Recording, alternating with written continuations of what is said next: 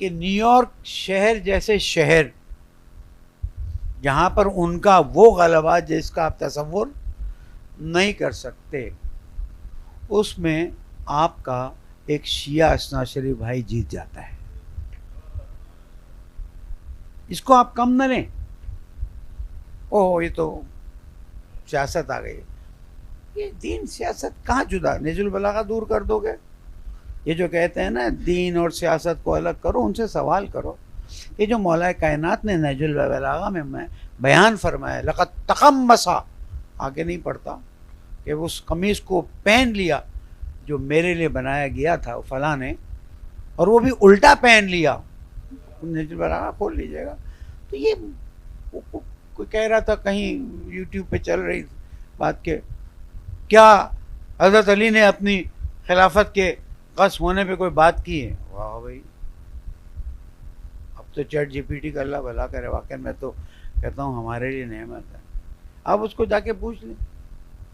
नजुल बलागा में पूरा खुतबा शिक़शिक़िया है ही वही, तो जो मौला कायनात दर्द दिल कर रहे।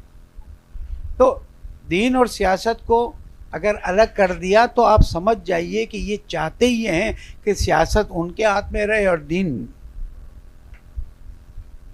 ये न्यूयॉर्क का आज का वाक़या, इसको कम मत लीजिए।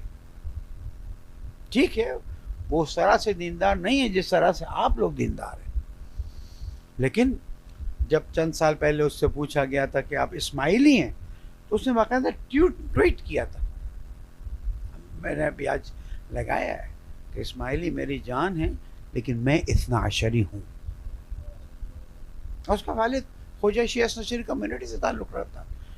दादा इंडिया से गए थे युगांडा, वहाँ से फिर निकाले गए। पूरी तारीख़ है, मुझे वो बयान नहीं करनी, लेकिन इस बात की तरफ तवज्जो दिलानी है कि अब इस्लाम और उनकी, कुफ्र नहीं कहता मैं, जैसे कि कुफ्र एक अलग उन्वान है, इस्लाम और उस ताकत की एक नई जंग छिड़ गई जो उनके अपने घर में छिड़ी है।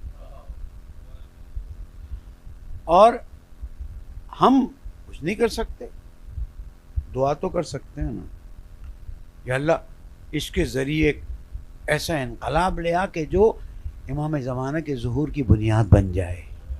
दूर पढ़ने मोहम्मद वाले में।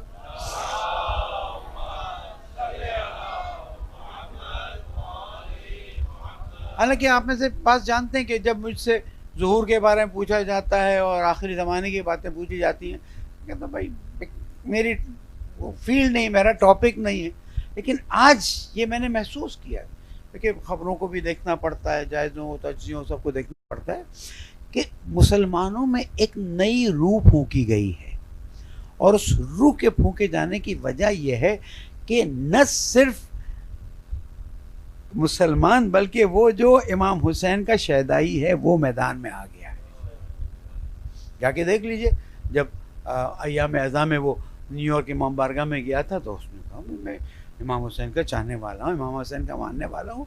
और जब कहीं किसी ने बात की कि फ़लाँ साहब इतनी लाशों के बावजूद भी इनकलाब नहीं ला सके, तो कहने वाले ने कहा उन साहब के पास लाशें थी, उन साहब के पास सब कुछ था, उन साहब के पास करबला नहीं थी। हम और आप ना बहुत कम सोचते हैं, हमारे पास जो नेमत है वो पहचानते हैं, लेकिन क्या है, हमने उसको किसी और डायरेक्शन में डाल दिया। और उसका नुकसान ये है कि जिस पिछले साल हाज़िरी नहीं, उससे पहले के साल की बात, कि जिस कौम व मिल्लत को अल्लाह ताला ने अहले बैत जैसी हस्तियां रहनुमाई के लिए दी हैं, वो कौम व मिल्लत भटक जाए, अफसोस की बात है। आप मेरी बात को ना माने, मुझे परेशानी नहीं होती, इसलिए कि मैं खुदा न खास्ता यहाँ पर वो जाकिरी के अपने वो दिखाने नहीं है, मैं गुफ्तगू करने आया और मैं फीडबैक भी लेता हूँ। ऐसा नहीं है कि जिस मकतब के अंदर अमीरुल मोमिनीन जैसी हस्ती हो, खातून जन्नत जैसी हस्ती हो, इमाम हसन जैसी हस्ती, इमाम हुसैन जैसी हस्ती हो, और 12वें इमाम तक की जैसी हस्ती हो, और फिर पता होगा कि एक दिन वो ज़ुहूर करने वाले हैं। और अहले सुन्नत के बड़े बड़े उलमा ने ये बात कही हुई है कि अगर कोई इमाम मेहदी का इनकार करे तो वो दीन से खारिज है। तो उनके यहाँ तो आने वाले हैं, हमारे यहाँ तो मौजूद हैं, सिर्फ हम देख नहीं सकते और वो हमें देख रहे हैं।